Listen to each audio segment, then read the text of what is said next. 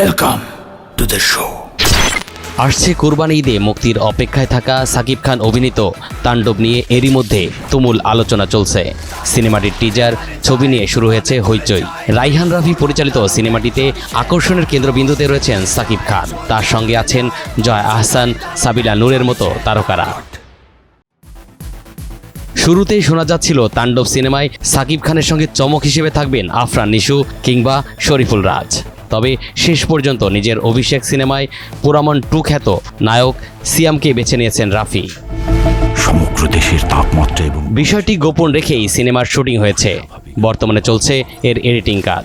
শীঘ্রই সব কাজ শেষ করে এটি জমা পড়বে সেন্সর সার্টিফিকেট টেবিলে। ভারতের SVF এবং বাংলাদেশের আলফা আই এন্টারটেনমেন্ট লিমিটেডের যৌথ প্রযোজনায় নির্মিত হচ্ছে নতুন সিনেমা তাণ্ডব। এটি একটি টেলিভিশন চ্যানেলে হামলাকে কেন্দ্র করে এগিয়ে যাবে এই সিনেমার গল্প।